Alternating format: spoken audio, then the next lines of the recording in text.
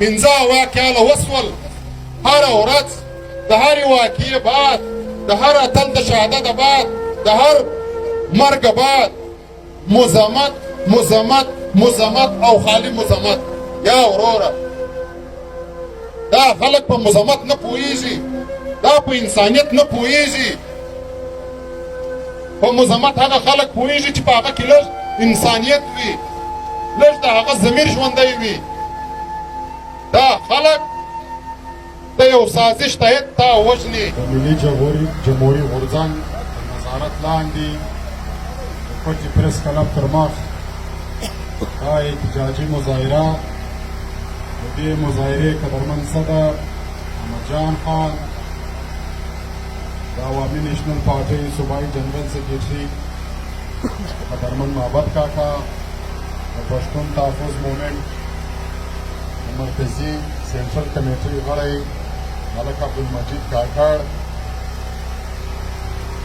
د بلوچستان نیشنل پارټۍ غلام نبی مری صاحب، غلام صدیق لالا، رحمت غرسنی، او دلته په دغه مظاهره کې له موږ سره شریک ټول پر وطن مین ځوانانو، سپین ږیرو، ستاسو د ټولو په اجازه د ټولو تر مخه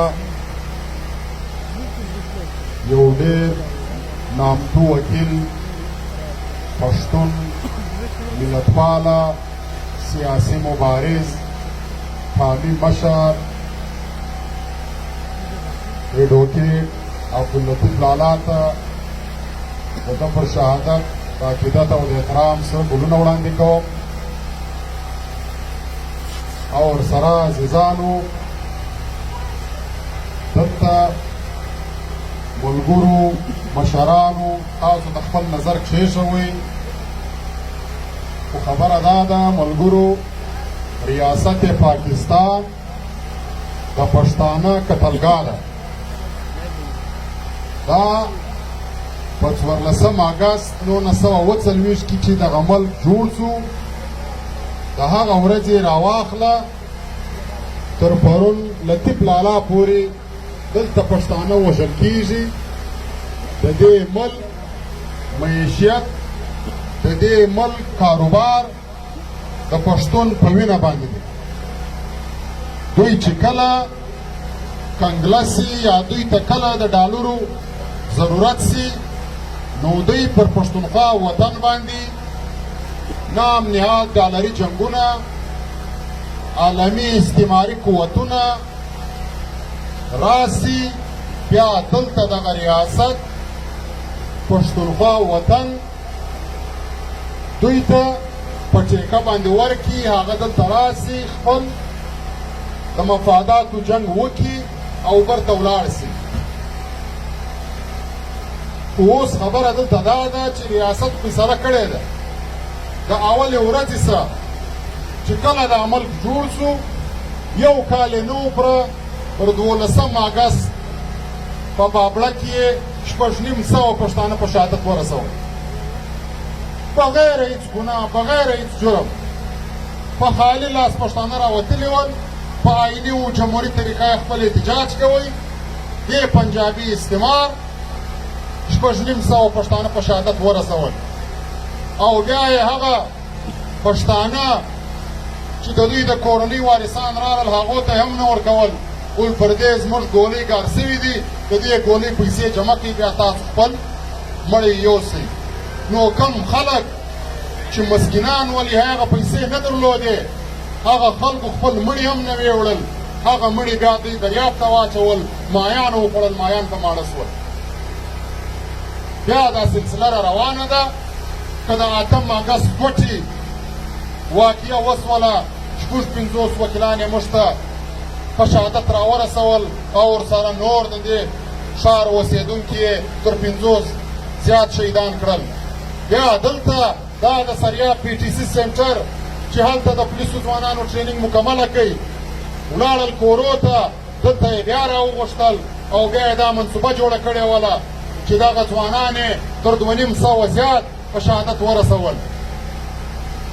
همدا رقم عزیزانو دلته چې په دې ښار کې پر کم چوک باندې څومره هم دماکې سوي دي، پر کم روډ باندې څومره دماکې سوي دي، یا دلته چې څومره سیاسي مشران وژل سوي دي، که هغه هلته په خړ کمر کې یې 14 ځوانان په شهادت ورسول، چې هغه هلته په واڼه وزیرستان کې عارف افغان په شهادت ورسوئ، چې دلته په لورلای کې ارمان لونی په شهادت ورسوئ، هم چې دلته په سپینه ورځ په سره غرمه باندې د دې کام یو ډېر لوی سقوط ملي اتل عثمان خان په شهادت ورسوئ. دا ټول دا ریاست کړي دي، د دې ټولو ذمهواره دا قاتل دا ریاست پاکستان دی. که څوک شک پکې ویني دلیل پر وایي دغه کنټرول میډیا ته دي، دوی اجازت ورکړي موږ ورځو مکالمه ورسره کوو، مناظره ورسره کوو، د دې کام په توسط دغه ټول واقعیات موږ پر ده باندې ثابتولی شو. خو دلته خبره دا ده چې اوس یې یو نوی ګیم روان کړی دی، یو نوې تماشه یې روانه کړې ده، وژنې به دی، بیا یې په کوم خاطه کې اچوي، بیا داسې پالیسیانې جوړوي چې دا قامي دشمني ده یا دا روډ اکسیډنټ دی.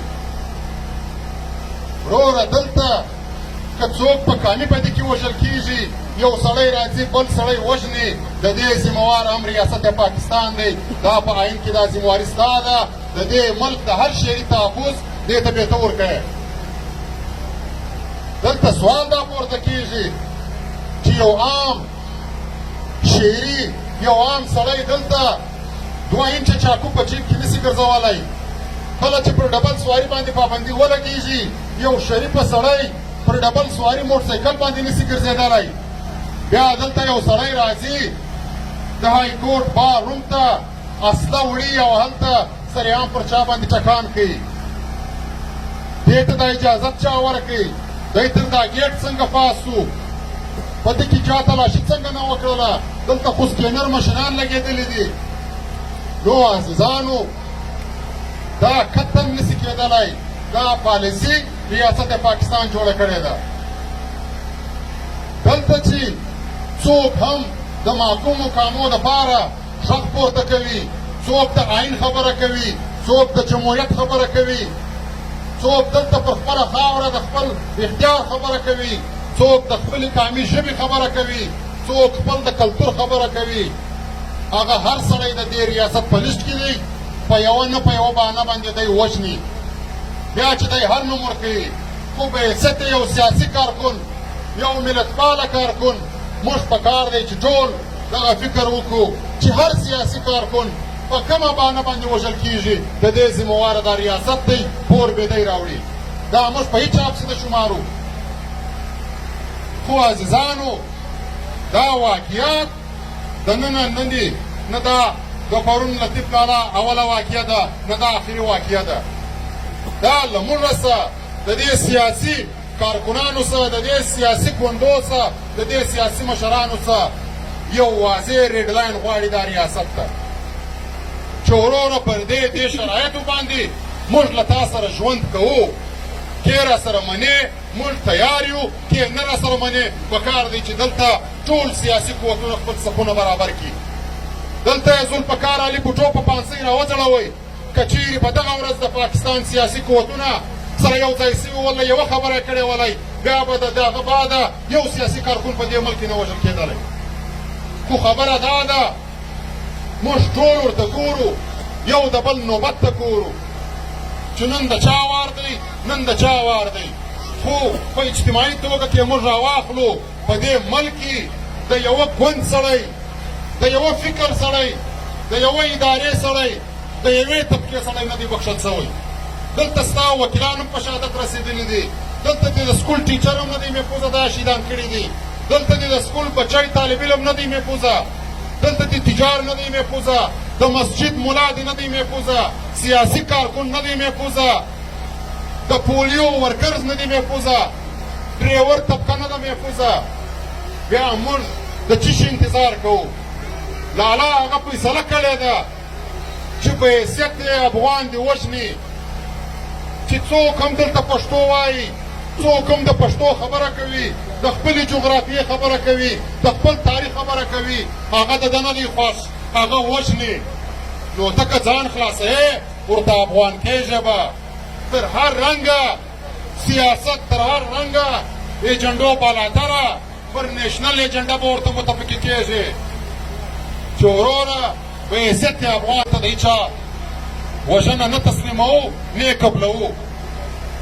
دلته مشکل دا دی چې څوک ماورای عدالت کارونه کوي، څوک دلته وژنې کوي، څوک دلته ډاکې وایي، څوک دلته سمګلینګ کوي.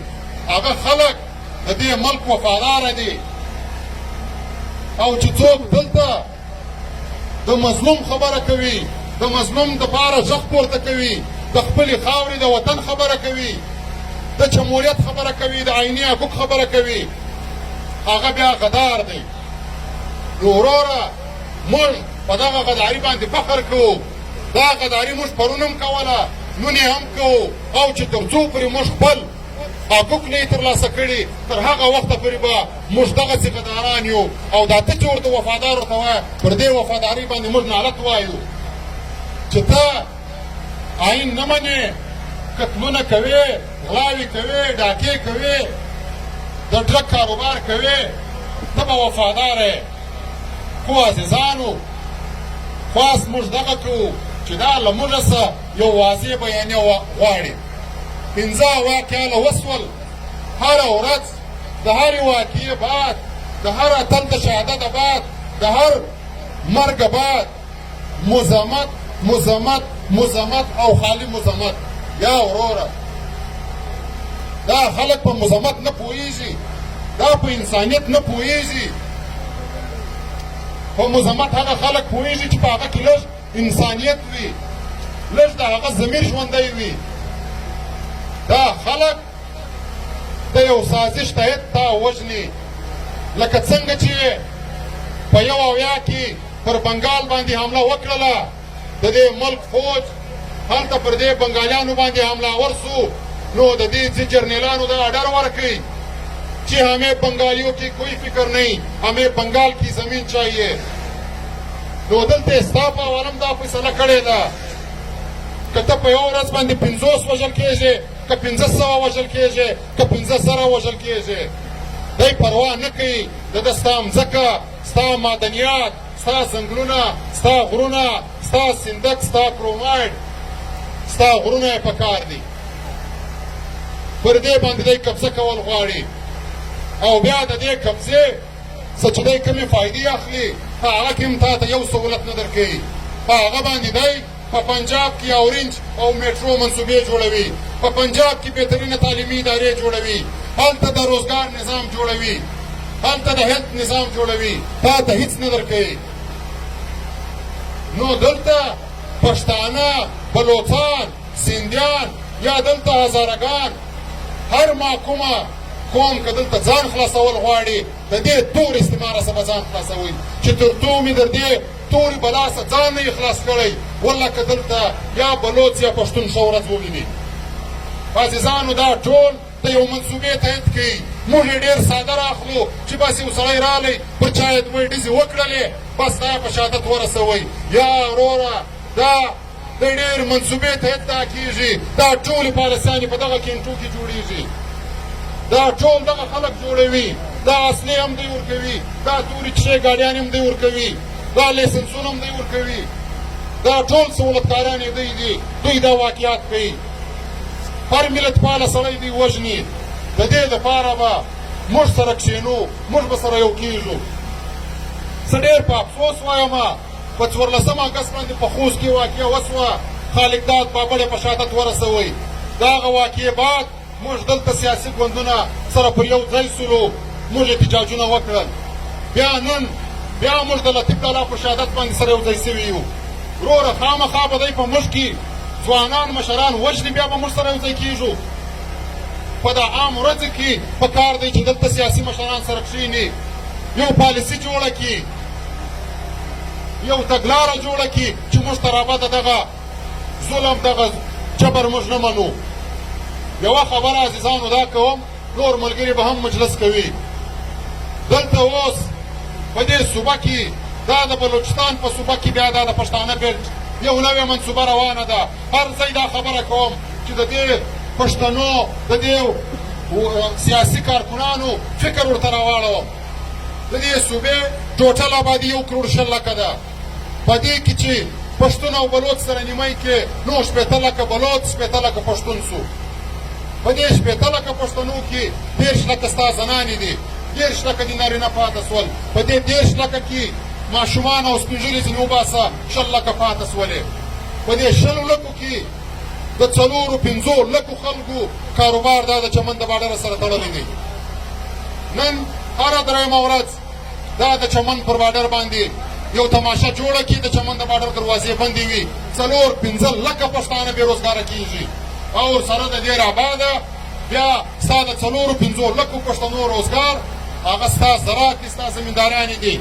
دلته د یو سازش تحت بجلیانې تا ته نه درکوي، بجلي یې در باندې بنده کړې ده. ټول باغونه وچ سول، ټول زموږ زمینداران هغه په بغارو دي، څوک په لاهور او په کراچي کې هلته مزدوریانو ته مجبوره دي. دلته دې بېروزګاره کوي او چې دې بېروزګاره کړلې بیا نو اوس زه در ښیم چې کوم کار در سره کوي. دا تجربه 20 کاله مخکې په خیبر پښتونخوا او وزیرستان کې وکړله. د هغه ځي پښتانه یې بېروزګاره کړل، ټول معدنیات یې ځینې قبضه کړل، هلته یې خلک مجبوره کړل د 2 وختو پر ډوډۍ باندې. بیا یې د هغه خلکو د همدردي حاصلولو دپاره دا خبره وکړله چې هم تو ریاست ہے ہم آپ کو روزگار دیں گے، ہم آپ کو جابس دیں گے، نوکریاں دیں گے. لیکن وہ نوکریاں ہیلتھ یا ایجوکیشن ڈپارٹمنٹ میں نہیں تھی، نہ کوئی سیکریٹریٹ کی کوئی دوسرے ڈپارٹمنٹ میں تھے. وہ نوکریاں ایف سی میں ان کو دیے گئے کہ ہم آپ کو ایف سی میں بھرتی کریں گے. ایف سی میں کوئی شوق سے بھرتی نہیں ہوتا ہے. شوق سے کوئی فٹ بالر بننا چاہتا ہے یا کوئی کرکٹر بننا چاہتا ہے یا کوئی ڈی سی بننا چاہتا ہے یا کوئی ای سی بننا چاہتا ہے. لیکن خیبر پختونخوا کے پختونوں کو مجبور کیا گیا، ان کو بے روزگار کیا گیا، پھر بعد میں ان کو ایف سی میں نوکریاں دی گئی. جیسے ہی ان کو 6 مہینے ٹریننگ دی جاتی ہے اس کے بعد ان کی ٹرانسفر یہاں پہ بلوچستان میں کی جاتی ہے اور بلوچوں جو آزادی پسند طریقے ہیں ان کے ساتھ لڑایا جاتا ہے. پھر اس جنگ میں اگر وہ ایف سی میں پشتون شہید ہوتا ہے یا وہاں پہ ایک بلوچ سیاسی کارکن شہید ہوتا ہے، پنجاب کے لیے کوئی ٹینشن نہیں ہے. جنازہ یا تو بلوچ وطن میں آتا ہے یا تو پشتون سرزمین پہ آتا ہے. یہی منصوبہ آج بلوچستان میں جاری ہے.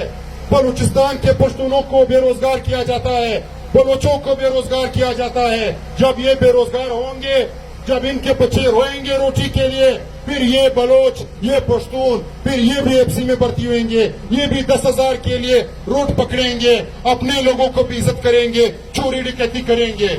اس حالات کے لیے ہمیں سوچنا ہوگا، اس کے لیے ایک منصوبہ بنانا ہوگا.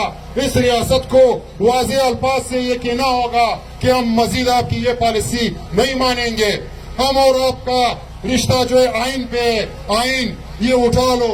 جیسے کوئی پراپرٹی ڈیلر کوئی پراپرٹی کا کوئی سودا کرتا ہے، کوئی زمین بیچتا ہے، کوئی زمین لیتا ہے، ان کے درمیان ایک معاہدہ ہوتا ہے اور وہ دونوں فریق ان معاہدے کے پابند ہوتے ہیں. اسی طرح ہمارا اور اس ریاست کا رشتہ آئین پہ ہے. اگر یہ ریاست یہ آئین نہیں مانتے ہیں تو ہم بھی پاگل نہیں ہیں کہ 75 سال سے ہم لوگ آئین کر رہے ہیں اور ریاست نے خود آئین کو ایک کاغذ کا ٹکڑا بنایا ہوا ہے اور اس آئین کے ذریعے ہمیں قتل کر رہے ہیں. جب ہمارے مفادات کا بات آتا ہے تو آئین آگے آتا ہے اور جب ان کی بات آتا ہے تو یہ لوگ خود کہتے ہیں کہ آئین کی کوئی حیثیت نہیں ہے، یہ تو کاغذ کا ایک ٹکڑا ہے، میں پاڑ کر کے ڈسٹ بن میں پھینک دوں گا. تو یہ تمام محکوم اقوام، چاہے بلوچ ہو، چاہے پشتون ہو، چاہے ہزارہ ہو، چاہے سندھی ہو، بابا الیکشن 5 سال میں ایک بار آتا ہے. اس دن سب پارٹیاں آزاد ہے، جو بھی جس کو ووٹ دینا چاہتا ہے اس کو ووٹ دے دو. لیکن یہ بقایا جو 5 سال ہے، اس 5 سال میں ہر روز ہم مر رہے ہیں، ہر روز ہمارے قتل کے منصوبے بنائے جا رہے ہیں. اس دنوں میں کم سے کم ہم لوگ ایک ہو جائیں اور اس بے لگام ریاست کے بے لگام اداروں کو لگام دے دیں. اتفاق ہمیں بچا سکتا ہے. اگر ہم نے اس قومی ایشوز پہ اتفاق نہیں کیا تو ہم انتظار کرتے رہیں گے. آج لطیف لالا کا جنازہ اٹھ گیا، کل کسی اور کا اٹھے گا، کل کسی اور کا اٹھے گا. آخری بات یہ کرنا چاہتا ہوں، آپ لوگ سوچیں اس ملک میں جتنے بھی ڈپارٹمنٹ ہے، یہ رکشوں والوں کا بھی ایک یونین ہے، بسوں کا یونین ہے، ٹریکٹروں کا یونین ہے، یہ حمام والوں کا بھی یونین ہے. جس کے ساتھ بھی ناانصافی ہوتا ہے تو تمام اس طبقے کے لوگ سراپا احتجاج ہوتے ہیں کہ ہمارے اس بندے کے ساتھ ناانصافی ہوئی ہے. ایک عجیب بات ہے، 75 سال سے سیاسی لوگ مر رہے ہیں لیکن سیاسی لوگوں نے کبھی بھی ایک ہو کے اتفاق نہیں کیا ہے کہ کیوں یہ مرا، یہ بھی تو ایک سیاسی کارکن تھا. تو یہ تمام سیاسی قوتوں کو ایک پلیٹ فارم پہ آنا ہوگا، ایک ایجنڈا بنانا ہوگا کہ سیاسی ورکر یا سیاسی لیڈر یا کوئی سیاسی رہنما اس کو قتل ہونے نہیں دیں گے.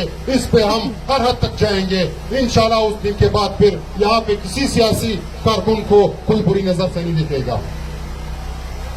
نور مشران بم مجلس کی دیر امن کورم